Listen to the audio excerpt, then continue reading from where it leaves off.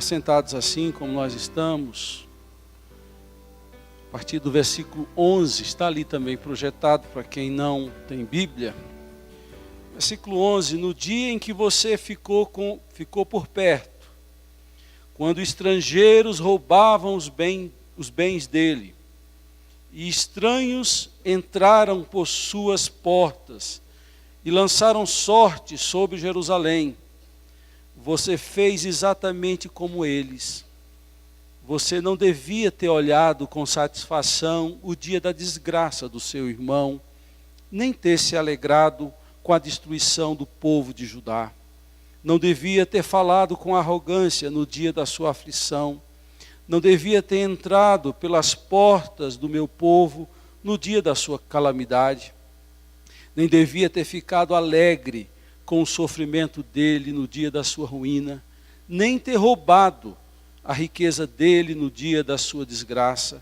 Não devia ter esperado nas encruzilhadas para matar os que conseguiam escapar, nem ter entregue os sobreviventes no dia da sua aflição, pois o dia do Senhor está próximo para todas as nações.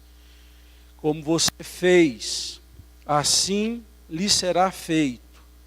A maldade que você praticou recairá sobre você. Até aqui. Vamos orar? Senhor amado, esse é um texto muito duro de se ouvir.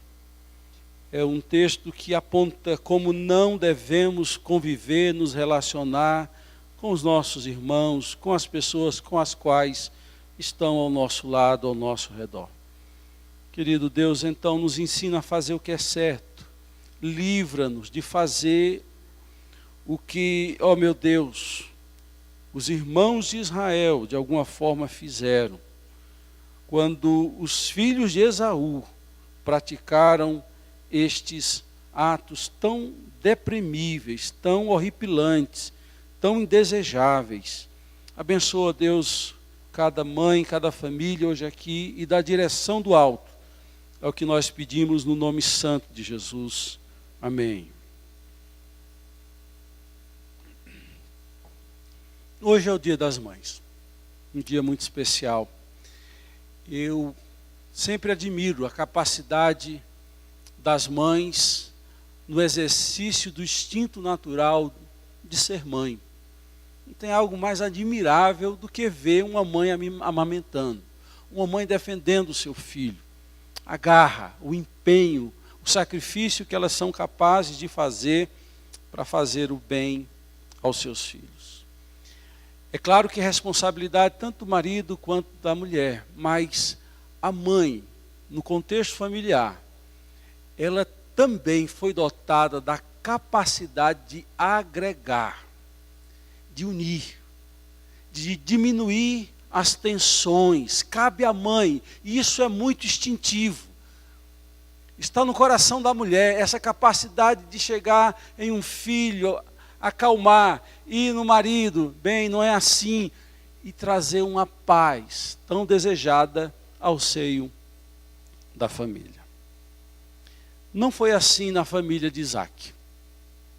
Isaac é um dos patriarcas do Velho Testamento, uma pessoa até com sensibilidade, mas quando os filhos chegaram, ele teve gêmeos. Os filhos de Isaac, quem são? Vocês lembram? Jacó e Esaú. Ou Esaú que nasceu primeiro e Jacó que nasceu agarrado no calcanhar do seu irmão. E aconteceu uma tragédia, irmãos, porque 2 filhos, 2 pais, cada um escolheu um. Aconteceu o que nós devemos lutar contra, que é o preferencialismo. Ter preferência a um em detrimento de um outro filho. E quando você lê o registro em Gênesis, a partir do capítulo 25, você vai ver que a desgraça chega naquele lar por conta da falta de gestão nos relacionamentos, nas emoções, da família como um todo. A família do patriarca Isaac sofreu muito com isso. E se eu vou aqui pular muito da história e depois desafio você ler a história desses 2 irmãos.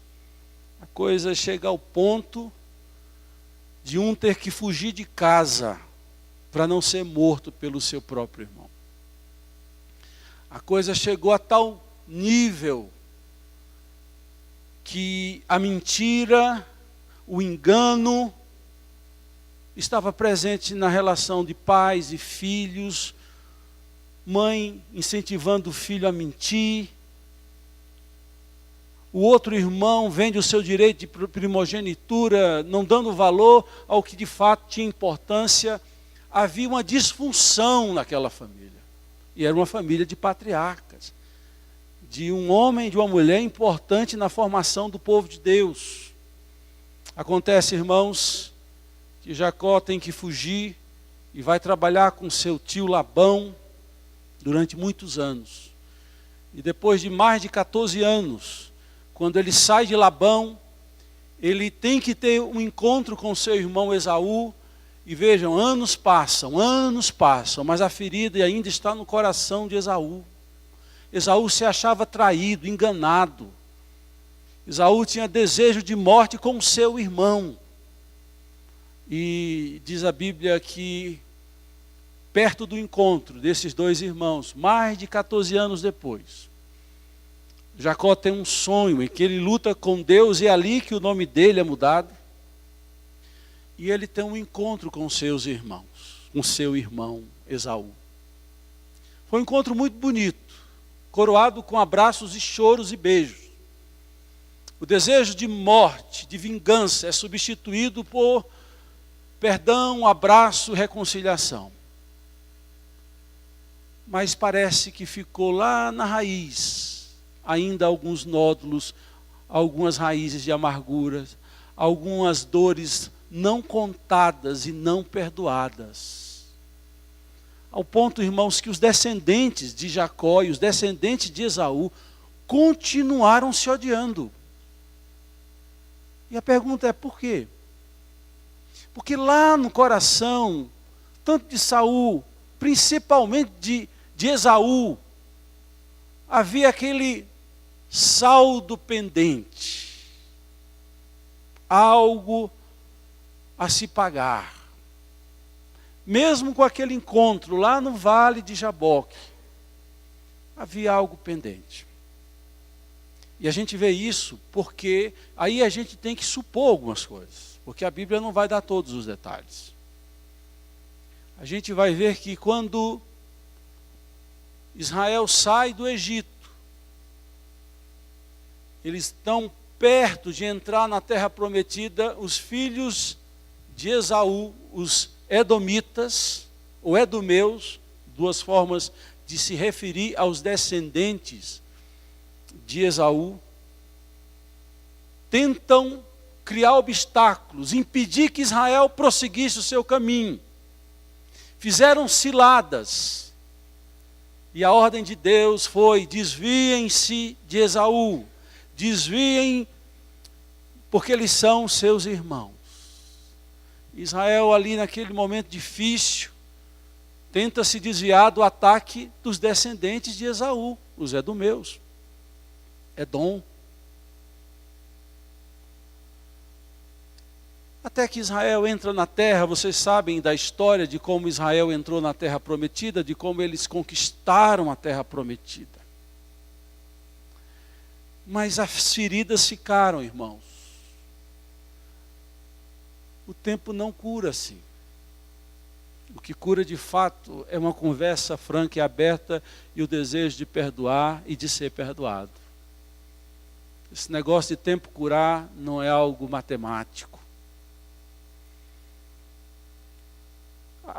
Os edomitas, os descendentes de Esaú, viviam onde hoje é a Jordânia. Vocês já ouviram falar de Petra? Hoje é a moda ir para Petra. Petra era uma das principais cidades dos edomeus. Era ali que eles habitavam, região desértica. Praticamente o Negueb, que nós conhecemos hoje, quem já foi em Israel conheceu o Negueb, ou de mapa, dá para ver. A parte do Negueb indo para o ocidente era domínio dos edomeus. Eles estavam bem próximos ali do Mar Morto e também perto de Jerusalém. A história conta, queridos, que quando Nabucodonosor entra em Jerusalém para destruir Jerusalém, o Salmo 137, versículo 7, é um salmo da dor da partida quando os judeus são levados ao exílio na Babilônia.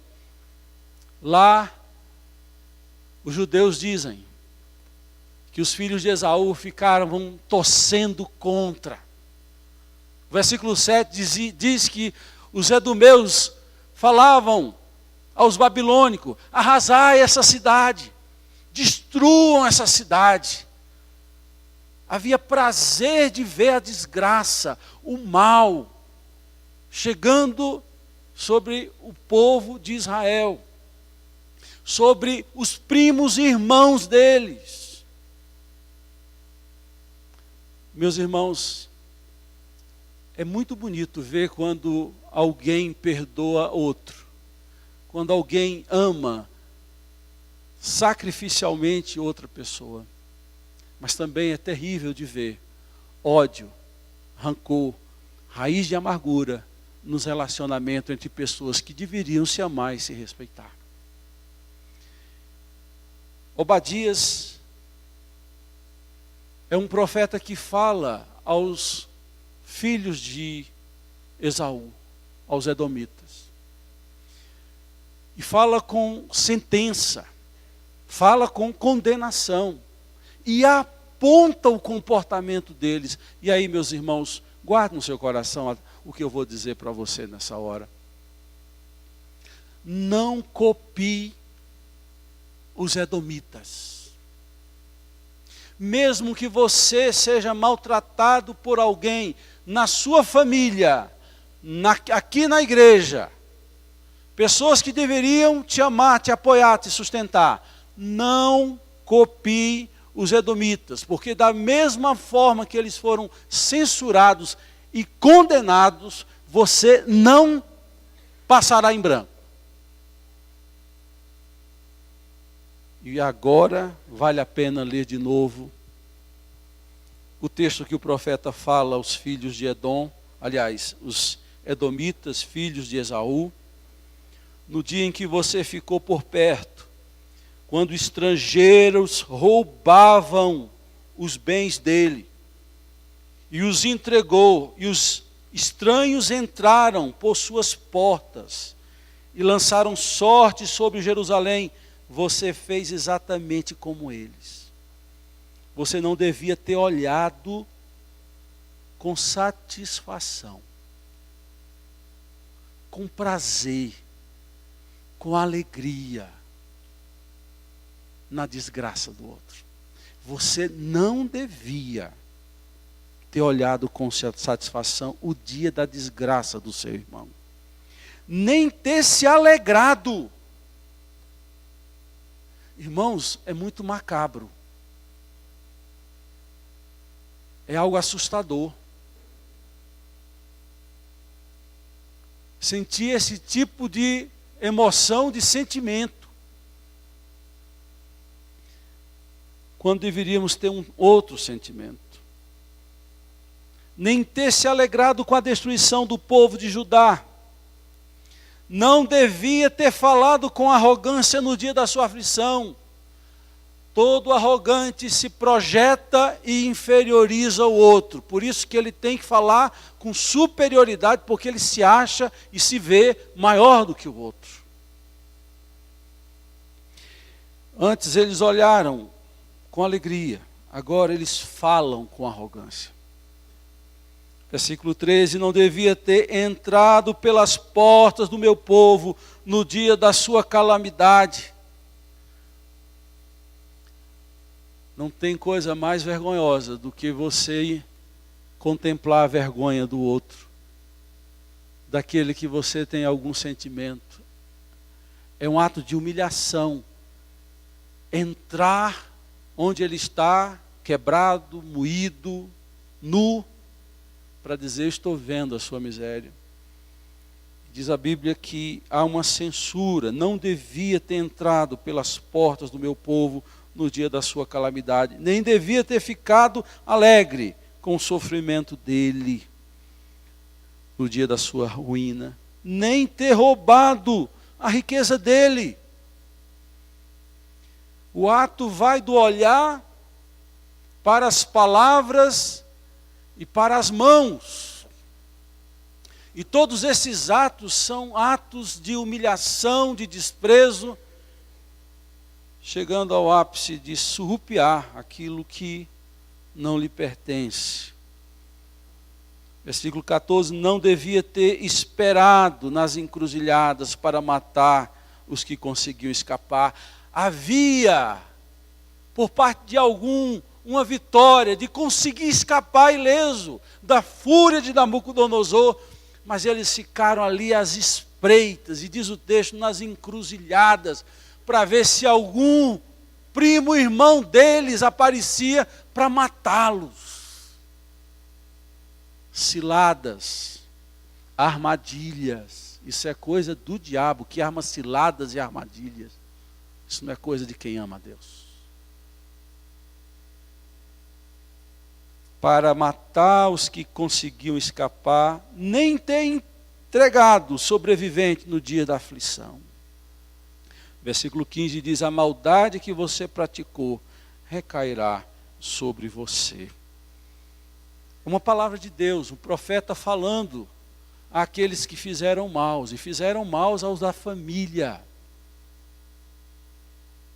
Bom, queridos, se a gente sabe aqui o que nós não devemos fazer com a nossa família, nem a família de sangue, nem a família de fé, nem aos nossos amigos, como é que nós devemos então fazer? A Bíblia aponta o que não deve ser feito. E olha, há algo positivo em aprender o como não fazer, porque não repetir o que não deve ser feito já é de grande ganho. O Novo Testamento vai mais além. E o Novo Testamento vai nos ensinar o que fazer. Se a gente já aprende como não fazer, o Novo Testamento vai nos ensinar a fazer. Jesus nos ensinou muito, mas eu não quero, porque o que Jesus falou a gente repete tanto, e por repetir tanto, perde o impacto das palavras de Jesus, quando Jesus fala que nós seríamos conhecidos pelo amor. Mas perde o impacto. A gente já está tão acostumado. Não é que o que Jesus disse não é verdadeiro e é necessário ouvir. Pelo contrário, Jesus sempre falou e deu a última palavra sobre todos os assuntos. Mas Paulo foi muito feliz quando ele escreveu aos Romanos. O capítulo 12, também o capítulo 14, 16, fazem parte, esses capítulos fazem parte da parte prática da carta aos Romanos. Mas Paulo vai nos ensinar algo, vai ser projetado também esse texto, Romanos 12, a partir do versículo 14 ao 21. Pensei algumas orientações, algumas ordens sobre o que fazer nos relacionamentos, para a gente comparar como devemos fazer, já que nós vimos em Obadias como não devemos nos comportar. Abençoem aqueles que os perseguem. Meus irmãos, às vezes o cristianismo é difícil para muitos, porque o cristianismo não é um modelo a ser seguido sem a ação do Espírito Santo dentro da gente. Você não vai conseguir, olha aqui. Se você não nasceu de novo, se você não se converteu, você não vai conseguir ser cristão. De verdade. Você não vai conseguir. Porque se não houver uma ajuda interna do Espírito Santo dentro de nós, nos santificando, nos aperfeiçoando, nos fazendo pender para as coisas de Deus, o nosso coração obstinado vai querer as coisas da carne, aquilo que é o impulso primeiro e natural nosso. Por isso que a gente tem que se esforçar para fazer o bem. Ou será que você naturalmente, alguém te fecha no trânsito e diz assim, ah, seu filho de Maria. Você fala assim para ele, né? Querer o mal, desejar o mal, falar o mal, pensar o mal, é natural da nossa natureza pecaminosa, irmãos. Fazei, pois, morrer a vossa natureza terrena. É a ordem do apóstolo Paulo. É uma luta diária. Você que gosta de assistir filme, lá em Pernambuco a gente fala filme mal assombrado. É uma redundância, né? Assombrado já é, você não precisa dizer mal assombrado. É filme assombrado. De assombração. Então você pensa que o sujeito morreu. Aqueles filmes terríveis, né? Eu não gosto de aquele negócio. Parece que o cara morreu, passou uma carreta por cima, veio aquele rolo compressor, moeu tudo. Aí lá no meio do filme o cara aparece. Com a mão assim, levantando da cova, saindo do buraco. Eu não é a nossa natureza pecaminosa desse jeito. Eu não é. De vez em quando a mãozinha vem assim, saindo, aí você tem que pegar a mãozinha e volta para o seu lugar. Irmão. É uma luta diária. Por isso que Paulo fala aos Gálatas, andai no Espírito, jamais satisfareis as concupiscências da vossa carne. Porque não é fácil abençoar quem nos persegue, quem nos faz mal. Por isso que só faz isso quem abre o coração para Deus agir. Isso aqui é café pequeno em comparação ao que Paulo vai falar a seguir.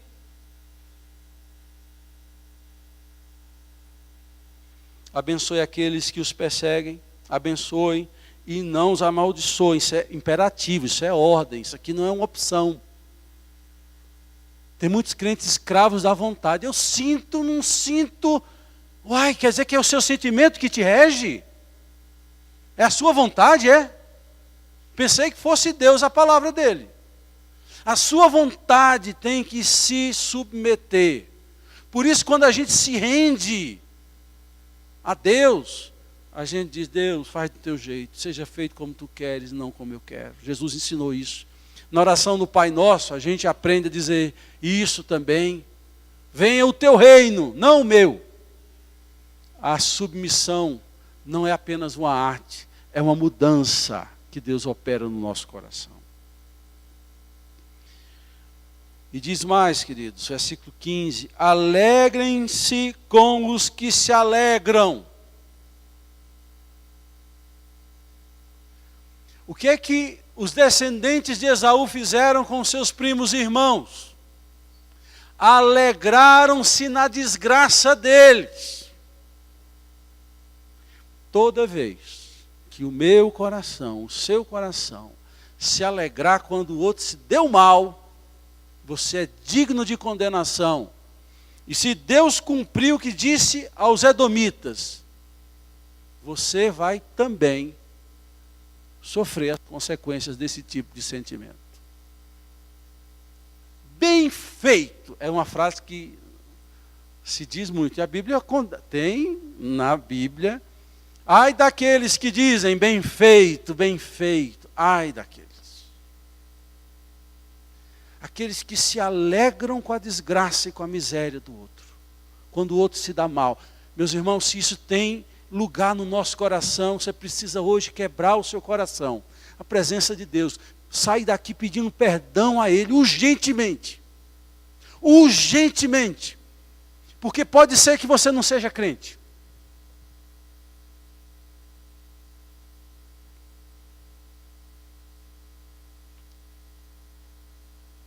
Alegrem-se com os que se alegram.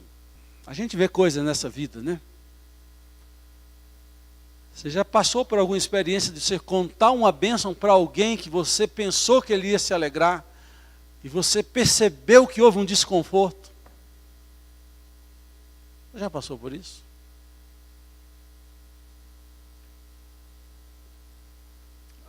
Se você pensava que abençoar os que nos amaldiçoou já era difícil, você tem agora um desafio de alegrar com os que se alegrem, não alegrar com a miséria dos outros. Chorem com os que choram. Esse é mais difícil, irmãos. Porque você chega assim, alegrar às vezes é fácil, uma bênção, vai. Mas chorar com os que choram, pelo menos eu acho, né? Pode ser que você discorde desse pensamento de que alegrar é mais fácil do que chorar com os que choram. Porque um sorriso você pode dar, às vezes, sem muito esforço. Agora, chorar de verdade, não tem como encenar, não. Porque se não cair uma lágrimazinha, tem alguma coisa errada. Dizem as pessoas, os estudiosos e os conhecedores, que a expressão lágrima de crocodilo é porque crocodilo não tem a bolsa lagrimal que nós, alguns animais, têm. O ser humano foi feito também para chorar. Por isso que tanto rir e chorar fazem bem. O reverendo Adail tinha uma frase, que está vivo, que eu gostava muito dela e hoje uso muito. Ele diz assim: o ser humano foi dotado com a possibilidade de rir e chorar. E essas duas emoções, elas são experimentadas nos momentos cruciais da vida, os momentos difíceis e tão importantes para a nossa formação e para a nossa caminhada. São duas emoções, dois gestos, em momentos muito importantes da nossa vida. Mas olha, irmãos, chorar requer paciência, requer companheirismo, requer doação de tempo. Porque você é alguém que está feliz quando um filho passa no vestibular, passa no concurso, você vai lá dar um abraço e vai embora. Mas quem está chorando, um abracinho, uma oração não resolve, você tem que ir lá de novo, chegar junto, caminhar junto. Chorar é mais difícil do que alegrar junto. Porque quem chora precisa de mais tempo juntos. Aquele povo não chorou com a dor dos seus primos e irmãos. Pelo contrário, havia mais alegria. E nós estamos nos aproximando de um período muito complicado, período de eleição. Se 2014 nós, nas escolas, nos trabalhos, dentro da igreja, nós já tínhamos tensão, irmãos, esse ano vai ser um ano muito difícil nesse aspecto relacional. Porque as pessoas vão acabar, como aconteceu em 2014, vão acabar a amizade por parte de política. E aí nós vamos ter que ser fortes, sábios e crentes, para agir conforme está aqui escrito. Claro que quando você é contra o PSDB, dá vontade de falar mesmo. Quando você olha Lula preso, você fica soltando fogo, você tem toda a liberdade de ter seu pensamento. Mas às vezes o outro se ofende de tal forma como se ele fosse primo de Lula, lá de Pernambuco, de Garanhuns. Então a gente tem que ter sabedoria. Tem que ter sabedoria. Alegrem com os que se alegram, chorem com os que choram. Tenham uma mesma atitude uns para com os outros. A reciprocidade, tenha cuidado. E diz mais, queridos, não sejam orgulhosos, não se veja melhor que o outro. O que é que eles fizeram lá? Falaram com arrogância.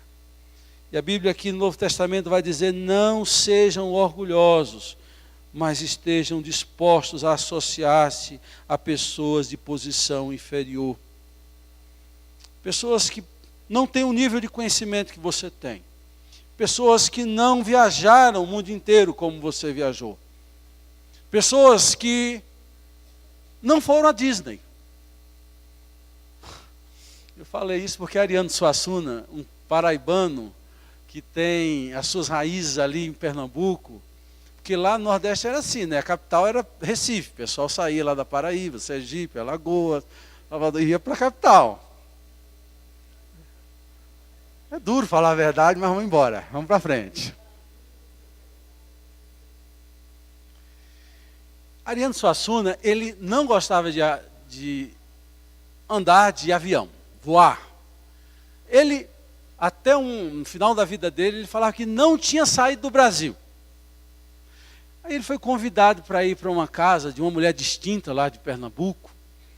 E ele chega na casa, aí a mulher no meio da conversa olhou para ele assim e disse assim, o senhor conhece a Disney? Aí ele disse assim, mudou de assunto, falou outras coisas, na mesa, na hora de jantar. Aí a mulher perguntou assim, Ariano, você conhece a Disney? Aí ele disse assim, que acovardou na hora.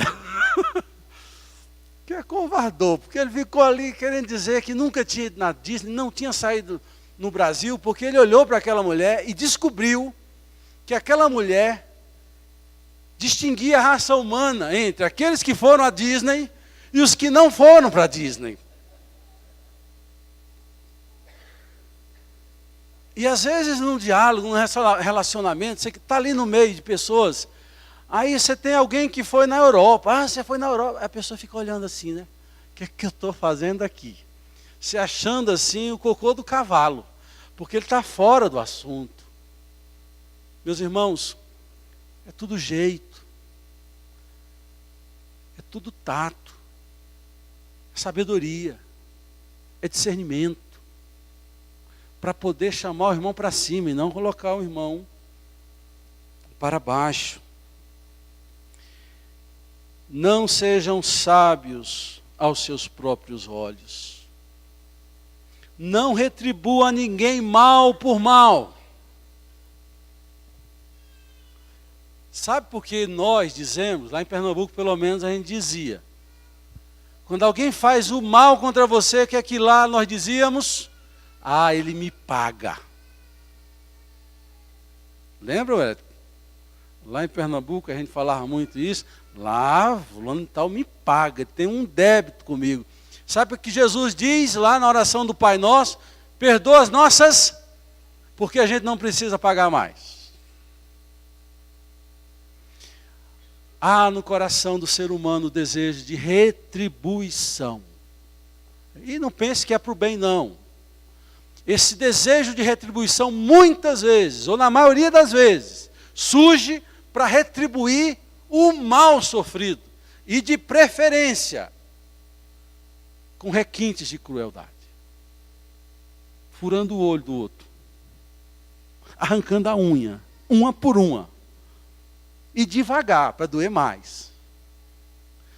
Essa é a natureza que a gente precisa combater, meus irmãos. Porque o Evangelho de Jesus não é fácil.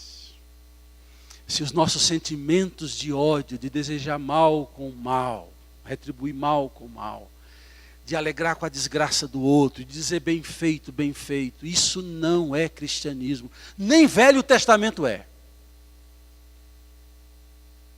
Nem Velho Testamento é, porque Obadias traz uma sentença de Deus para quem age dessa forma.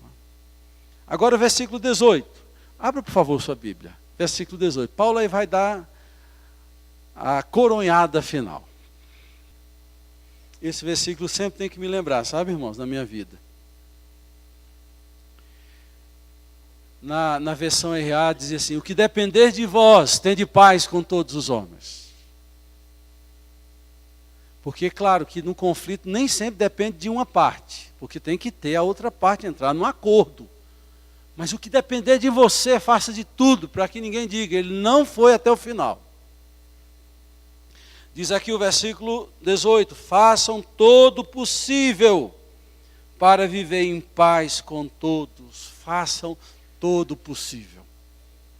Todo o possível. Todo o possível, irmão. Para não entrar numa briga. Para não agir intemperadamente, intempestivamente.